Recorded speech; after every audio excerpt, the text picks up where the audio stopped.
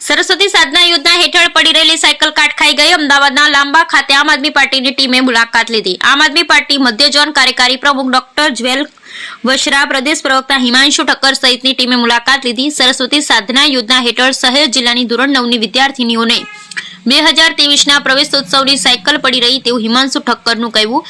બેદરકારીની cycle ગરીબ વિદ્યાર્થીઓને આપવા 9032 સાયકલ લવાઈ કાટ ખાઈ ગઈ તેવું હિમાંશુ ઠક્કરનું કહેવું। સરસ્વતી સાધના યોજના હેઠળ SC, ST, OBC કેટેગરીની વિદ્યાર્થીઓને પ્રવેશોત્સવ 2023માં સાયકલ આપવાની હતી તેવું હિમાંશુ ઠક્કરનું કહેવું।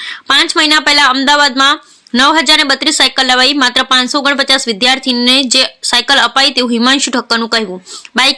બાકીની સાયકલ લાંભા પાસેની સ્કૂલના મેદાનમાં પડી કાટ ખાઈ ગઈ તેવું હિમાંશુ ઠક્કરનું કહેવું। મેદાનમાં એ હદે ઝાડી ઝાખરા ઉગી ગયા છે કે હવે સાયકલો દેખાતી પણ નથી તેવું હિમાંશુ ઠક્કરનું કહેવું।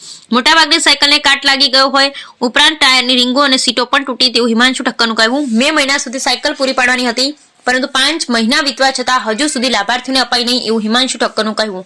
15 જિલ્લા એવા છે જ્યાં એક પણ સાયકલનું વિતરણ થયું નહીં તેવું હિમાંશુ ઠક્કરનું કહેવું। છબરડો પકડાતા હવે સાયકલ પર રંગરોગાન કરી તેમજ કાટ કાઢીને વિદ્યાર્થીઓને આપવાની તૈયારી તેવું હિમાંશુ ઠક્કરનું કહેવું। Bureau report Ramjibhai Raygur, Kankrej, Banaskantha. ગુજરાત સરકારને દીકરીઓ સાથે અને શિક્ષણ સાથે કેટલો પ્રેમ છે એનો ઉત્તમ નમૂનો આજે અમદાવાદ પાસે આવેલા લાંભા ગામમાં જોવા મળ્યો। આમ આદમી પાર્ટીના કાર્યકારી અધ્યક્ષ ડૉક્ટર જ્વેલબેન વસરા, શ્રી ચેતનભાઈ રાવલ, શ્રી વિજયભાઈ અને આખી ટીમ આ વિસ્તારની મુલાકાતે આવ્યા।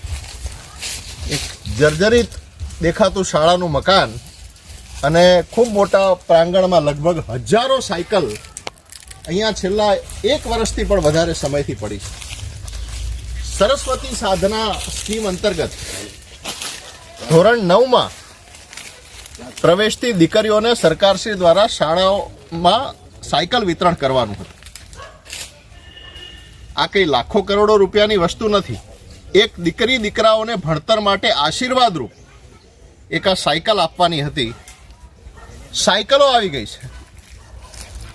કોના આશીર્વાદથી આ સાયકલો અહીંયા પડી છે? અને આ તો એક જગ્યા છે, આવી ગુજરાતમાં ક્યાં ક્યાં કેટલી સાયકલો પડી છે। બીજું કે આ સાયકલો ઉપર 2023 લખ્યું છે, તો જો 2023માં આપવાની હતી એ સાયકલો હજી અહીંયા પડી છે તો 2024નું પણ શૈક્ષણિક વર્ષ ક્યારનું શરૂ થઈ ગયું છે? તો 2023ની સાયકલો હજારોની સંખ્યામાં અહીંયા ધૂળ ખાય છે, કટાય છે, અને 2024ની સાયકલો ક્યાં છે? આમ આદમી પાર્ટી ગુજરાત સરકારને વિનંતી કરે છે કે આ બાબતે યોગ્ય ખુલાસો કરે। આ કોઈ વ્યક્તિગત કોઈ નેતાના દાન ધર્માદાના પૈસાથી આ સાયકલો ખરીદવામાં આવી છે અને જો ખરેખર ગુજરાત સરકારના પૈસાથી આ સાયકલો ખરીદવામાં આવી હોય તો આ દીકરીઓ સાથે અને ગુજરાતની પ્રજાએ પરસેવાના ટેક્સના પૈસા ભરીને જે આપને આપ્યા છે એમનો વાંક શું? ફરીથી આમ આદમી પાર્ટી વિનંતી કરે છે મુખ્યમંત્રી શ્રી ભૂપેન્દ્રભાઈ પટેલને કે આપણા બધા જ ધારાસભ્યોને લઈ અને એક વખત આપ દિલ્હીની શાળાઓ જો, દિલ્હીની વ્યવસ્થા જો। સાયકલ નથી આપી શકતા, શાળાઓ કેવી રીતે સુધરશે?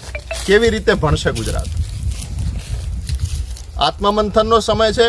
ગુજરાતના જેમના દીકરા દીકરીઓ શાળામાં ભણે છે તે તમામ વાલીઓને, તે તમામ પરિવારોને પણ વિનંતી છે કે આ સરકારને જગાડો। 2, 4, 5 નેતાઓ કે 25, 50, 100 કાર્યકર્તાઓ વારંવાર નહીં કહી શકે। આપે તાકાત બનવું પડશે। જો ગુજરાતનું ભવિષ્ય, દેશનું ભવિષ્ય અને આપના દીકરા દીકરીઓને જો ભણાવવા હશે, એમને સારું શિક્ષણ આપવું હશે, સારી વ્યવસ્થા આપવી હશે તો અમારું કામ છે વાત આપ સુધી પહોંચાડવાનું। બાકી આપની મરજી। જય જય ગરવી ગુજરાત।